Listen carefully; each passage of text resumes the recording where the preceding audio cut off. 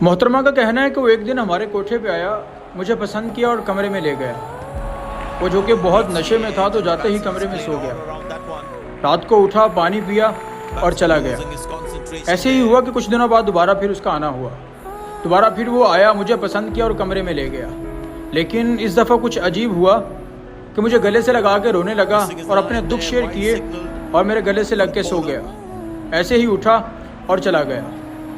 وہ ہفتے بعد آتا تھا، لیکن جس ہفتے وہ نہیں آتا تھا تو میں بہت زیادہ پریشان اور بے چین ہو جاتی تھی۔ اب کہ وہ 2 ہفتے بعد آیا جب تو مجھے کہنے لگا کہ میں تم سے شادی کرنا چاہتا ہوں۔ میں اس کی اس بات کو مذاق سمجھی اور آگے سے ہنسنے لگ گئی۔ اس نے مجھے بازو سے پکڑا اور میری کوٹھے والی کو میری قیمت ادا کی اور مجھے مسجد میں لے گیا اور جا کے مجھ سے نکاح کیا اور اس علاقے اور اس جگہ سے بہت دور لے گیا۔ میں بہت حیران تھی اور پریشان بھی تھی کہ جس کے خواب میں نے کبھی زندگی میں بھی نہیں دیکھے تھے، اور میں نے کیا ایک طوائف جس کے کبھی بھی خواب نہیں دیکھتی ہے کہ اس کا اپنا گھر ہوگا، اس سے کوئی محبت کرنے والا ہوگا، اسے پیار کرنے والا ہوگا، زمانے میں اس کی عزت ہوگی۔ وہ سب کچھ جو کبھی سوچا نہیں تھا وہ ہو رہا تھا، لیکن وہ صرف اس انسان کی بدولت تھا۔ ہم وہاں سے بہت دور جا چکے تھے اور وہ ہفتے میں گھر ایک دفعہ آتا تھا کیونکہ وہ پہلے سے شادی شدہ تھا۔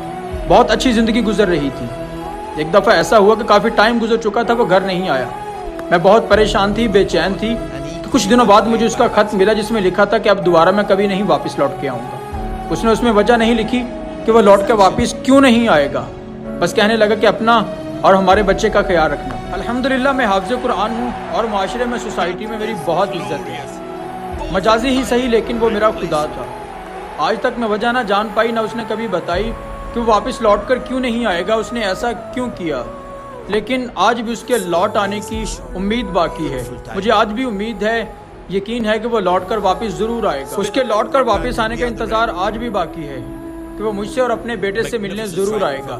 لیکن وہ واپس آئے، میں چاہتی ہوں کہ وہ واپس آئے، میں اسے بتاؤں کہ وہ میرے لیے کیا ہے، اس کی عزت، اس کا مقام میرے لیے کیا ہے، تاکہ وہ کبھی بھی واپس لوٹ کر پھر نہ جائے۔